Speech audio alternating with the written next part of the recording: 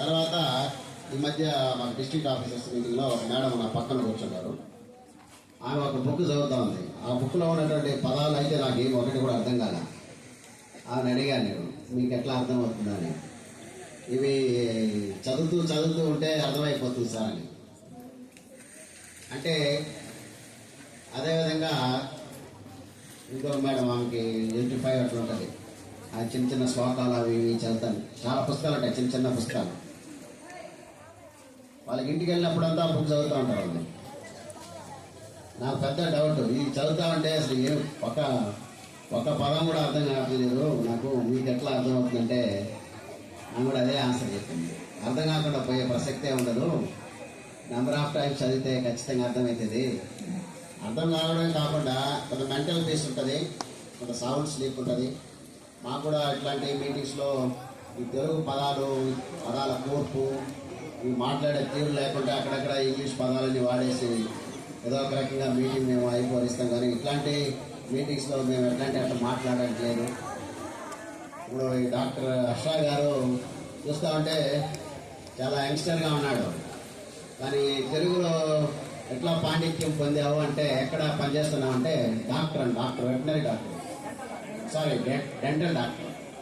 అంటే డెంటల్ డాక్టర్లో ఉండి దీంట్లో అష్టావధానం చేయడం అంటే అతనిలో ఉన్నటువంటి ఇంట్రెస్ట్ కావచ్చు. అతను అష్టావధానం 18 సార్లు చేశాడు, 18 సార్లు. అంటే అక్కడ ఉన్నటువంటి ఆ సాటిస్ఫాక్షన్ అనేది, ఆ ఎంజాయ్మెంట్ వాళ్ళ ప్రొఫెషన్లో కన్నా కూడా ఈ ప్రొఫెషన్లో కనబడుతుందంటే నిజంగా చాలా ఆశించదగ్గ విషయం.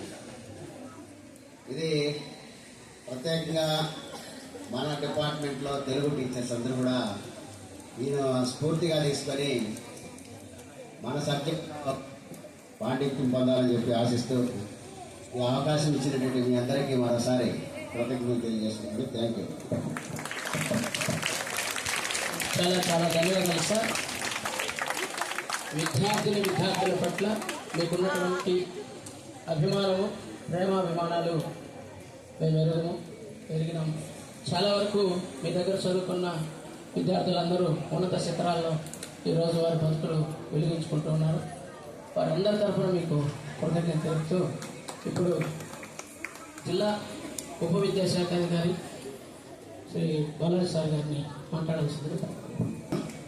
వేదిక పైన పెద్దలు, గౌరవనీయులు, మన జిల్లా విద్యాశాఖ అధికారి డాక్టర్ శేఖర్ గారికి, వేదిక పైన అనేక మంది కవులు, ఈరోజు కవులు అనాలి, మమ్మల్ని టీచర్లు అనుకుంటా కవులు అనాలి, కవులు, సాహితీవేత్తలు, పండితులు అందరికీ కూడా ప్రణామాలు తెలియజేస్తున్నాం.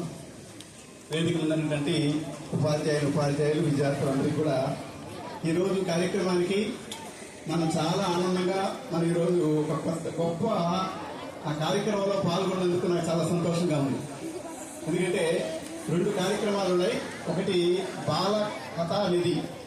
సో ఇది చాలా ఇంపార్టెంట్ బుక్. నేను చూసాను, ముందుగానే కూడా దాంట్లో కొన్ని కథలు చూస్తే చాలా ఇన్స్పిరేషనల్ గా ఉన్నాయి కథలన్నీ కూడా. పిల్లలే చక్కగా వాళ్ళు సొంత మాటలతో రాసి ఆ పుస్తకాన్ని ప్రచురణ చేసి దాన్ని అందరికీ కూడా పంచుతున్నారంటే చాలా ఆనందంగా ఉంది. సో పిల్లల చేత రాయించిన పుస్తకము ఈరోజు అచ్చు వేసి నెమిలేటి కృష్ణన్న గారు ఈరోజు ఈ ప్రోగ్రాం ఊహించుకొని దాన్ని కాగితం పైన రాస్తాడు. అది ఒక కావ్యం అవుతుంది, అది ఒక పుస్తకం లాగా తయారవుతుంది. సో ఆయన కళలు కనింది మన పుస్తకాల్లో తెలియజేస్తున్నాడు. అదే డైరెక్టర్ అయితే ఆ కళలు కనింది పిక్చరైజ్ చేసి ఆ టీవీ పైన లేదా స్క్రీన్ పైన ఆ సినిమాలో చూపిస్తారు. అంటే కవి ఆలోచనల్ని ఆ కావ్య రూపంలో పుస్తకంలో రాస్తే ఆయన టీవీ స్క్రీన్ పై చూపిస్తాడు. అంటే కవి ఆలోచన చాలా ముఖ్యమైనది. సో ప్రాచీన కాలం నుంచి నేటి కాలం వరకు అనేక రకాల కవులు ఉన్నారు. ఆ కవులందరూ కూడా తెలుగుని రాదాను కొంతకాలానికి ఇప్పుడు తెలుగు డైల్యూట్ అయిపోయింది. ఒకప్పుడు తెలుగు అచ్చ తెలుగులో ఉన్న వాళ్ళము మనం ఇంగ్లీషు, హిందీ, ఉర్దూ రకరకాల లాంగ్వేజెస్ కలుపుకొని ఆ తెలుగుని డైల్యూట్ చేసుకున్న పరిస్థితి ఉంది. ఇటువంటి కవి సమ్మేళనము, అష్టావధానం జరగడం వల్ల ఆ కవి తెలుగుకి ఇంకా మంచి విలువను పెంపొందిస్తున్నారు. ఒక చిన్న ఎగ్జాంపుల్ అంటే, ఒక టీచరు తెలుగు మాస్టారు ఒక ఈజీ చైర్ లో కూర్చొని ఆ, ఆయన కూర్చొని పుస్తకం చదువుకుంటున్నాడు. ఇంట్లో ఒక ఆయన భార్య వంట చేసుకుంటా ఉంది. ఆయన ఏం చేశాడంటే పాలు మొత్తం పాలు 1 లీటర్ పాలు తాగేస్తుంది. సాయంత్రం పిల్లలు వస్తే ఏమి ఇవ్వాలంటే, నేను ముందుగానే మీకు చెప్పినాను కదా, నేను పాలు తాగేస్తుంది, కట్టి తేవే కొట్టాలని చెప్పి నువ్వు రాలేదండి. నాకెప్పుడు చెప్పినారండి మీరు అని అడిగింది ఆమె. లేదు నేను చెప్పినాను కదా అంటే, మీరు ఏదో పుస్తకం చదువుకుంటున్నారు అనుకున్నాను నేను, కాబట్టి అనేసి చెప్పడం జరిగింది. అంటే అప్పుడు ఆ కాలంలో అచ్చ తెలుగులో మాట్లాడడం అలవాటు ఉండేది. ఇప్పుడు రాను అది డైల్యూట్ అయిపోయిన తెలుగు. ఆ తెలుగును బతికించాలా, తెలుగును బాగా స్వేచ్ఛగా దాన్ని మనం మాట్లాడుకోవాలంటే ఇటువంటి కవి సమ్మేళనాలు కానీ అష్టావధానాలు కానీ సక్రమంగా జరగాలి. సో దానికి మంగళం ట్రెండ్స్ పాఠశాల వేదికగా ఉండడం చాలా అదృష్టం. ఇంతమంది కవులు ఈరోజు ఈ చర్చా వేదికలో పాల్గొనడం, తర్వాత అదేవిధంగానే మన సాకం నాగరాజు గారు ఈ కార్యక్రమానికి రావడం నాకు చాలా సంతోషంగా ఉంది. సారు కూడా చాలా మంచి కవి, వక్త, అదే రచయిత.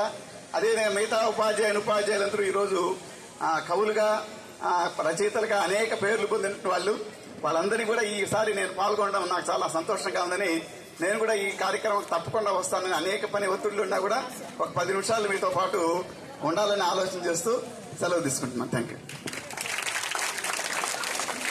కథలు రాశారు. మొత్తం 4 పాఠశాలలు సార్ జిల్లాలో. పాపనాయుడుపేట, బీల్కండ్రిగా కలివెట్టి గ్రామం, ఎర్రవరిపాలెం, మంగళం స్కూల్ సార్. మొత్తం 27 కథలు. అందులో మా పాఠశాల 8 మంది రాశారు. వాళ్ళలో 3 మాత్రమే ఇక్కడ ఇప్పుడు ప్రజెంట్లో ఉన్నారు. ఆ 3 పిలుస్తాము. మీ చేతుల మీదుగా వారికి సార్ ఇట్రండి. కీర్తి డి సెక్షన్ 10th కీర్తి, కావ్య 10th C, త్వరగా రావాలమ్మా. దీపిక 9th C, త్వరగా రావాలి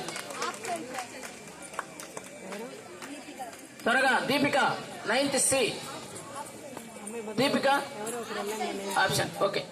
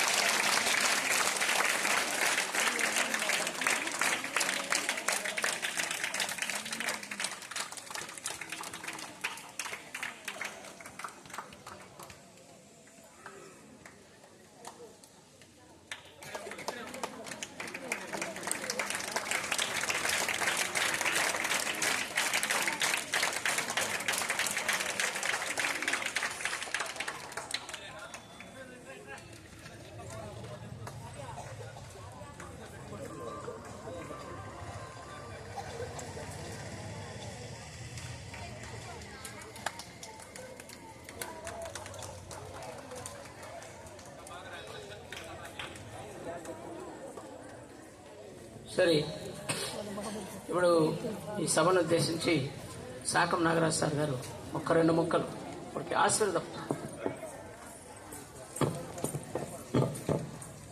మంగళం ఫ్రెండ్స్ పాఠశాల ఒక దేవాలయం. 1000 మంది బాలబాలికలు ఇక్కడ ఉన్నారు. మీరందరూ కూడా మీ కళని చేసుకోవాలి. మీ అమ్మా నాన్నలు మీ మీద ఎన్నెన్నో ఆశలు పెట్టుకుని ఉన్నారు, అవి నెరవేర్చాలి. ఈ దేశానికి అన్నిటికంటే పెద్ద సమస్య, తీవ్ర సమస్య మంచి పౌరుల కొరత. ఆ సమస్య కూడా మీ ద్వారా పరిష్కారం కావాలి. ఇక్కడ వేదిక పైన ఉన్న అందరూ అతిథుల తరఫున మీకు మా శుభాకాంక్షలు, ఆశీస్సులు తెలియజేస్తున్నాం. మన తిరుపతి నగరమే తీసుకుంటే ఎన్నో మున్సిపల్ స్కూల్స్ ఉన్నాయి, దేవస్థానం పాఠశాలలు ఉన్నాయి, ప్రైవేటు పాఠశాలలు ఉన్నాయి, 100 పాఠశాలలు ఉన్నాయి. ఎక్కడ పిల్లల చేత కవితలు, కథలు రాసినట్టుగా మనం పెద్దగా వినడం లేదు. ఇది దాదాపు ఇక్కడ పిల్లలు రాసిన కవితలు, కథలు దాదాపు ఇది 3వ పుస్తకం. కాబట్టి ఇట్లా పిల్లల్లో ఉండే సృజనాత్మకత, వాళ్ళ టాలెంట్ వెలికి తీయడానికి ఇక్కడ నెమిలేటి కిట్టన కానీ, అధ్యాపకులు కానీ, మన ప్రధాన ఉపాధ్యాయులు కానీ మీ అందరికి కూడా నమస్కారాలు తెలియజేస్తున్నాం. నేను ఈ ఆహ్వానం చూసినప్పుడు అందరి పేర్లు ఉన్నాయి కానీ శేఖర్ గారు బాలాజీ గారు ఈ కార్యక్రమానికి రారు అని అనుకోండి, ఎందుకంటే వాళ్ళ పని ఒత్తిళ్ళు అట్లుంటాయి. కానీ మీరు ఇద్దరు రావడం ఈ కార్యక్రమానికి అందరికీ ప్రోత్సాహం. నమస్కారం.